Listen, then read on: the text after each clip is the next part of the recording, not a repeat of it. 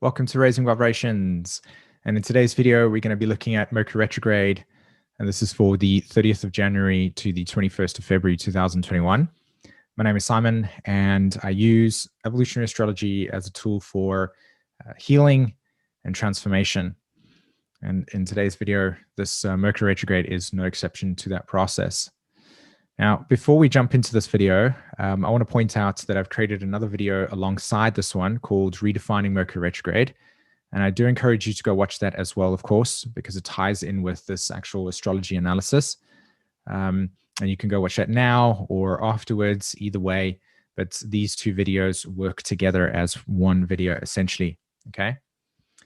All right. So what does Mercury Retrograde mean to me in this context over here? And what's the kind of message that I would like to share with you today? Well, to me, this collection of energies at the moment in the sign of Aquarius. So we've got Jupiter, Saturn, Mercury, the sun kind of just hanging out there at the moment. Eventually, at some point, Venus will make its way there. And, the word judgment comes to mind with this energy, judgment and imperfection, and how this has affected us in terms of our ability to feel safe and authentic in ourselves, to be able to step out of the internalized self-image that we have developed a relationship to, this self-image that we've developed a relationship to, that is very much outside the actual essence of what makes you feel alive, who is really who you are.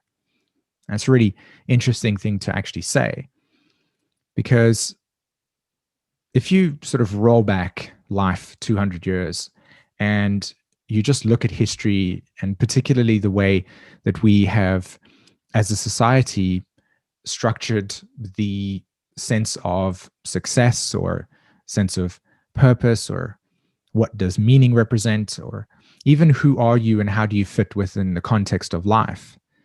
A lot of those truths, a lot of those perceptions are outdated now. They're outmoded because we are moving into more of an Aquarius way of living, which is very much about individuality. Who am I in relation to you? Not who am I within this collective of 10 people that share an ideal, as opposed to everybody being individual. Okay. So this idea of this shared ideal, right? This is what we all do. So therefore you are expected to do that, as opposed to this is what I'm doing. Would you like to join or not? Right. So we get this kind of individual sense of existence. And this energy at the moment, this Aquarius energy, along with all of the other planets at the moment, is offering us the potential to tap into the psychological and emotional messages that we carry within ourselves at a subconscious level, and then also at a more conscious level. These messages that we express through day-to-day conversation that reinforce a lack of sense of self. Okay. So you might think to yourself, okay, well, what does that mean? And where do those show up? Well, I wouldn't necessarily say that this is a sort of critical issue in the way that, every single person is affected by this. But what I can definitely say is there is a large majority of us that are feeling that there is something missing in our lives, that we have lived a certain way, followed the boxes that we needed to tick, done the things that were asked of us, and we find ourselves feeling empty to a certain degree. All right. And this emptiness kind of reveals that there is a persona or a personality traits that we have, or personality traits that we have that are not really actually who we really are, because it doesn't feel alive, but more about personas that are rooted in an expectation of being a certain way, or a behaviorism that needs to be in alignment with a certain perspective that if you didn't behave in that way, or if you didn't kind of act in this way, if you didn't follow those things in that way, or you didn't reflect yourself or act in a way, or say something in a specific way, that would then be outside the comfort zone of what's acceptable or what's seen as good or bad, as an example. And the energy at the moment will progressively shatter and break down these shared ideals of this is what life is, as opposed to, well, how do you see life? How do you see life? What angle, what perspective do you see in relation to me? How do we communicate with this sense of differentiation? Aquarius energy.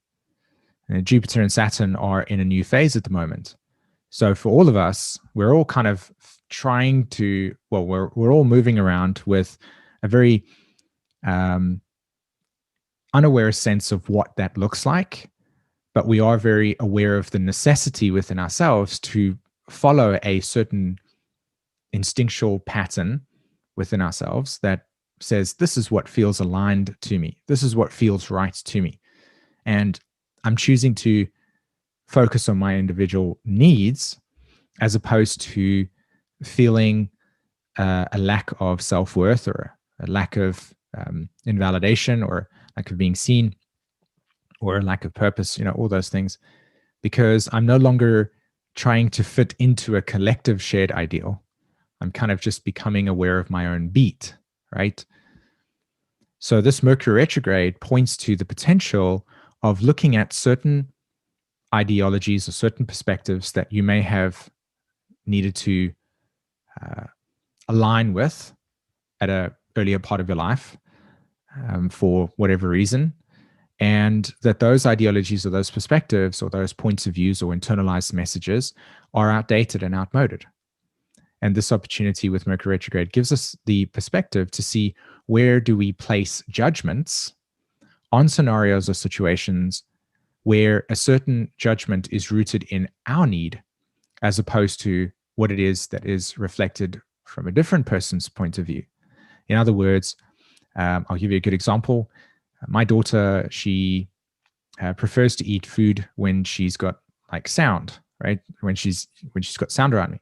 Whereas for me, that's not the case. I don't like to eat food with any sound. And for those of you that understand human design, you'll know that this is called PHS, right? Primary health system.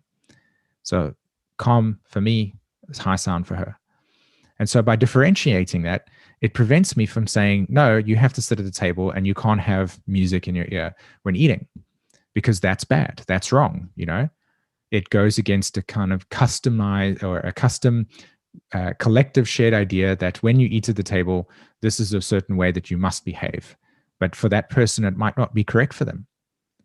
There are many, many, many different examples of how this will show up. So the judgment's rooted in, how do you make a judgment on something relative to your own sense of how that doesn't meet your need or expectation? And then from that, expand it further and see how this internalized sense within us is that there is this perfectionism that we need to attain to. And that if it's not perfect in the way that we need to be, then it's wrong. There's something wrong with it. There's a failure. It's not meeting that certain expectation or the certain standard. Now, there's a very big difference between developing something that's of quality, like for instance, if you bake a cake, for instance, and you really want to, create a cake that's of great quality, then you would practice enough to be able to get good. And then eventually, after a period of time, you'd be able to perfect the art of doing something. But that's not what I'm talking about here. What I'm talking about is a projected judgment on the environment relative to an unacknowledged need in yourself, and how that need encompasses the other person's actions or behaviors in order to soothe, make you feel comfortable, or so that it doesn't challenge your perception of what you think is right or wrong. And this is what this Mercury retrograde has the potential for us to do, is to look at where our individual needs are available for us and essential, but where we may place those or wrap those needs around another person's actions or behaviors and lead them to then causing an internal crisis within yourself, or an adjustment or a judgment within yourself, how you would then place or frame your perception of reality over that, and for other people to do the same. Okay, so let's go ahead and have a look at the actual astrology of this. Okay, as you can see, 30th of January, 2021. And here we have Mercury is at stationary at the moment. Okay, so as of recording this video, it's the 31st. So Mercury will officially have moved into its retrograde phase. And here it sits at 26 degrees. Okay, so 26 degrees. And you can see when this, the moon will actually be crossing the 26 degree mark of Leo and moving into Virgo. So this Mercury energy gets initiated alongside the moon there as well. And if you notice, the moon also makes an inconjunct to Saturn. Now, this is already significant inconjunct because Aquarius likes to change the pattern. Okay, so this is how you follow the same pattern every single day, same pattern. Aquarius will come along, and as you're going around the same pattern, it'll turn around and say, sorry, there's an error. And you're like, oh, what am I going to do now? How do I follow the pattern? What do I do? So I get to this point, and we either do we go around it and find a new innovative way, or do we kind of get stuck and frozen in the process, and then that just becomes like something within our psyche that can't be moved, right? We get stuck there. That's essentially what that is. That inconjunct between Saturn, or between Aquarius and Virgo, is the sensation / feeling that you would experience when the pattern changes, because Virgo is the part of us that says, let's do everything in a sequential way, right? One foot in front of the other. And when Aquarius comes in with its jamming experience, it causes that crisis. So that point where that arrow or that line meets that block, that's the inconjunct between Virgo and Aquarius. So if you've got that in your astrology chart, any planets in Aquarius or Virgo, and they make that green line, then you would experience some sense of, or a sensitivity to this energy of pattern changing occurrences in your life. And it's unnerving, right? It causes a crisis dynamic, and it's supposed to. I mean, that energy is supposed to, because A, it's decentralizing something, and then B, it's causing the attention that needs to happen in order to focus on whatever it is that is in front of you. All right. So that energy creates an adjustment.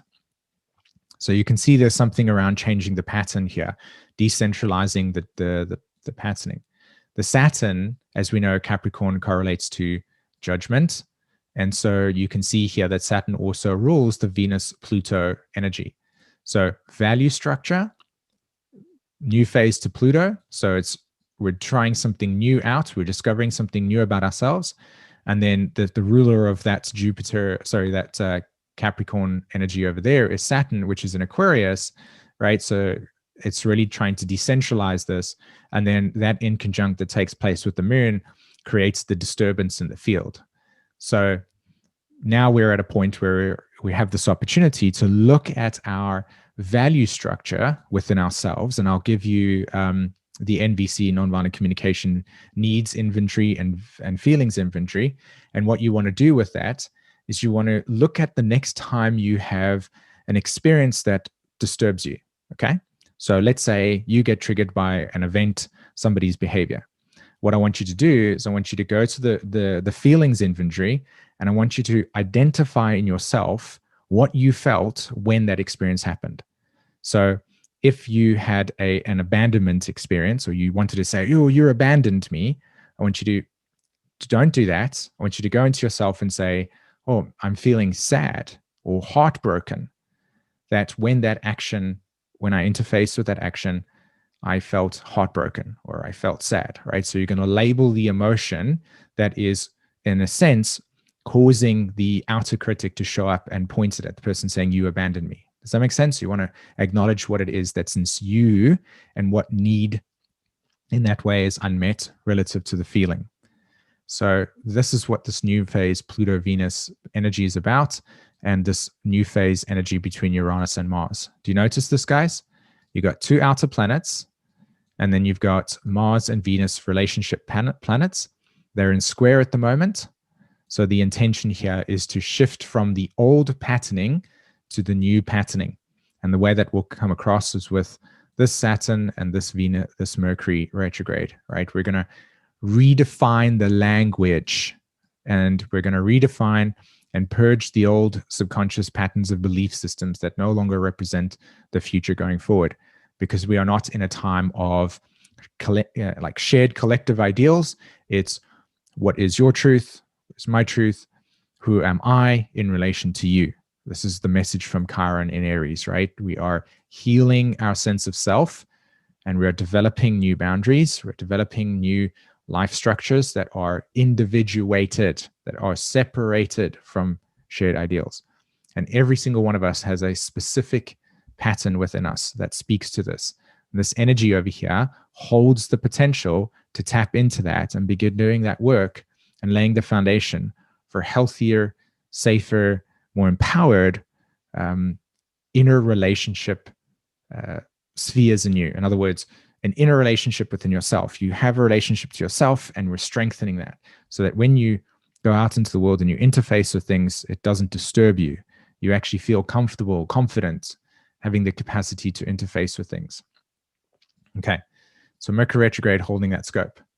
So let's go have a look at how this Mercury retrograde is going to play out. Yeah. Okay. So we got the squares, as you know, you can see there. Venus, Jupiter, Pluto, new phase energy. Mars, Uranus, new phase energy. We don't know where we're going with this, but what we do know is that the pattern is now wanting to the pattern wants to change. The pattern is changing. And so we're discovering something new. And that means and feels like I don't know how to do this, but I'm going to experiment/try.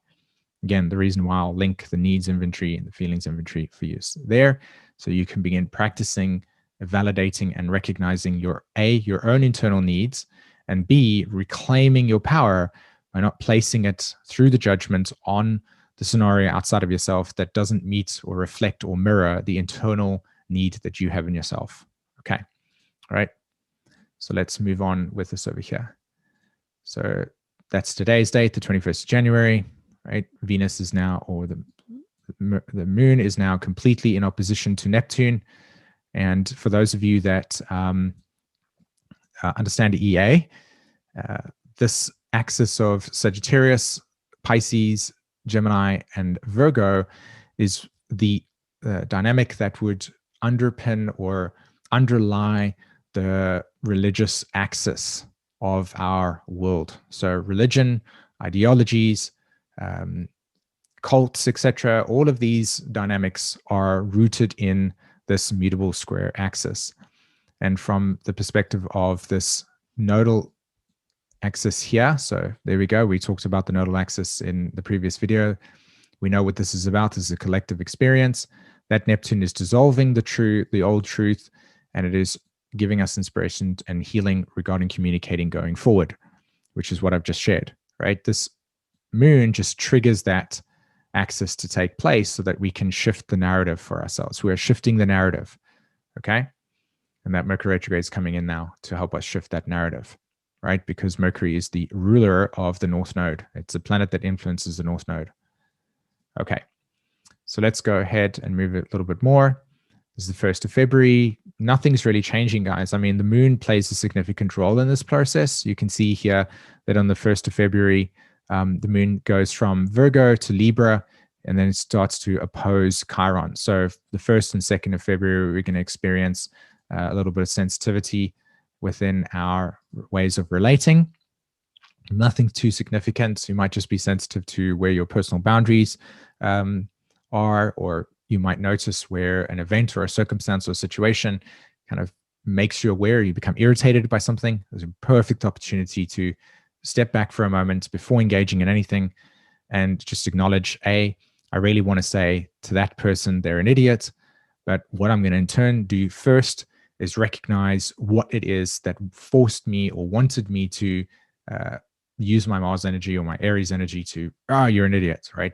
What is it in you that was raised? And it might have been that you felt that you weren't considered. Okay. And that feeling of not feeling considered leads to the need for connection or the need to be included, as an example. So we're really coming back to ourselves with this process. 2nd of February, nothing too significant, just trines taking place. I mean, that's good.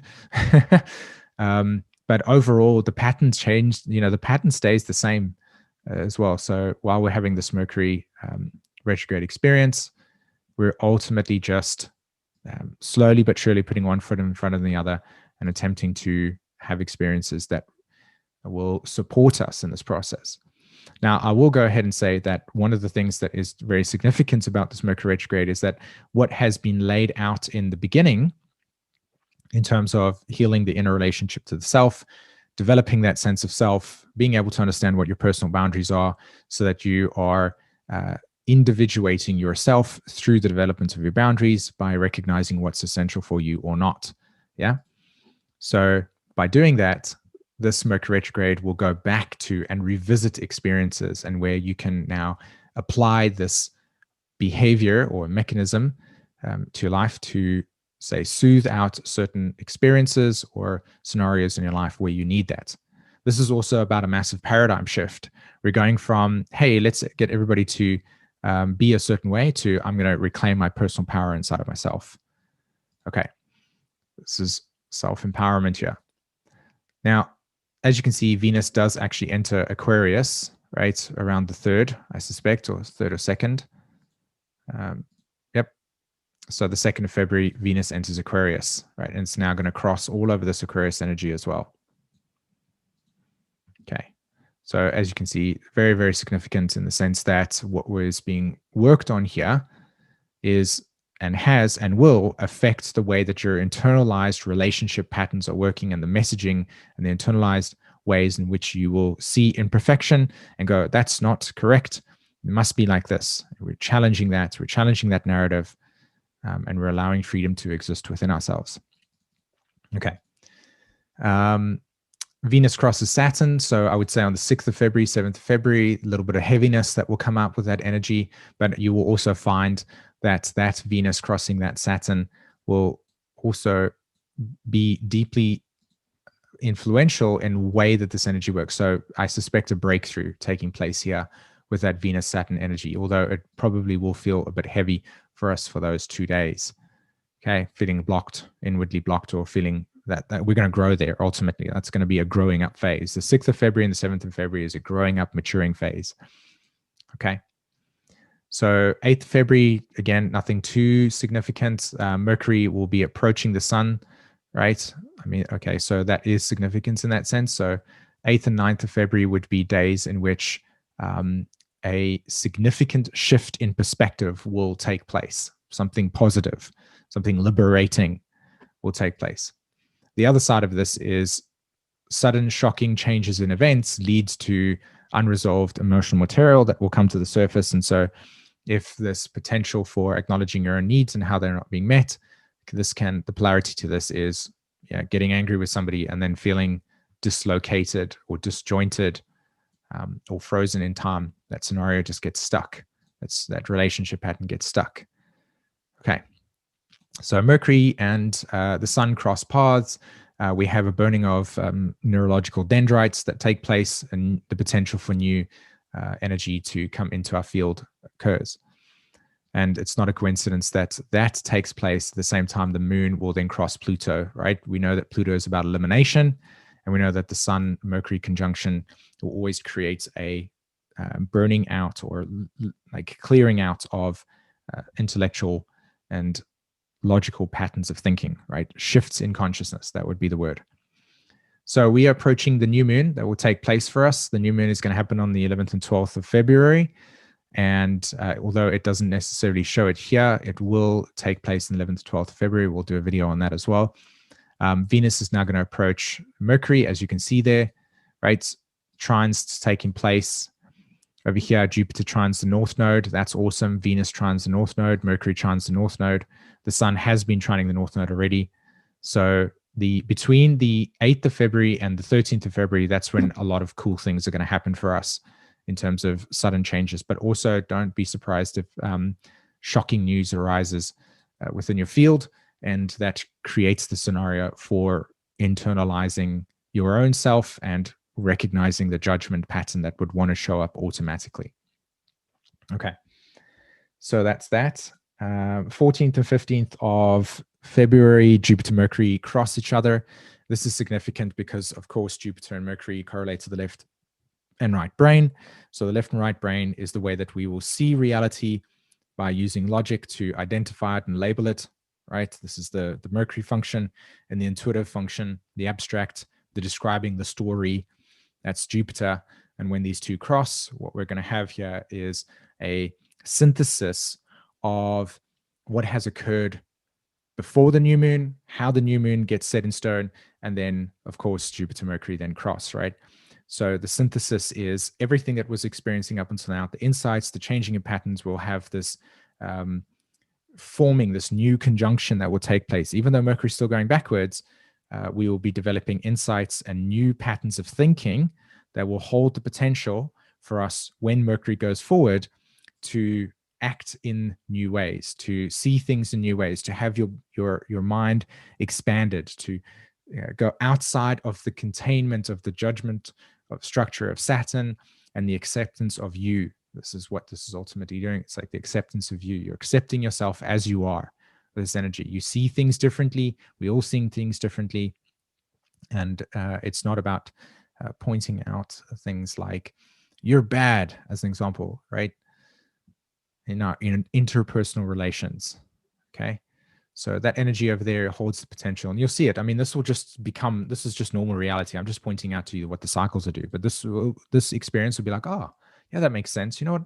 I'm no longer gonna do that anymore. Or you know what? That's a relationship that I no longer going to tolerate anymore. Or that's a scenario that I don't feel is worth my time and energy. That's the type of thing that's what happened. We'll just notice ourselves saying these things. Okay. And then we kind of move along, everything just kind of chilled. The moon, Venus crosses Jupiter, again, redefining the value structure. We still got the trines happening to the north node. So you can see there's a lot of support around new definitions for ourselves. Mercury approaches Saturn. That's when we will actually ground it into reality, right? This is a potential where we can still kind of place those judgments outside of ourselves, right? You need to be accountable for the way you make me feel, right? Kind of thing. And so, just be mindful of that process. Now, as we come closer to the 21st of February, right, the few days just before that, Mercury and Saturn cross, the sun enters Pisces. And so, again, massive trines taking place over here with all of that there. So lots of beautiful trines simultaneously. We're having these squares over here. So this is the change in our perspective. We're unearthing and redefining our value structure and the way that we see ourselves, the way we communicate with ourselves. And this is all about liberating from the old. Okay, what works for one person does not work for another. All right, redefining those value structures. Okay. Then we move on to the 19th. Still, again, nothing too significant. This is fairly straightforward Mercury retrograde, in my opinion, to be honest. Trines and squares, tension between new direction and restructuring our values as well. 21st of February, this is what I like.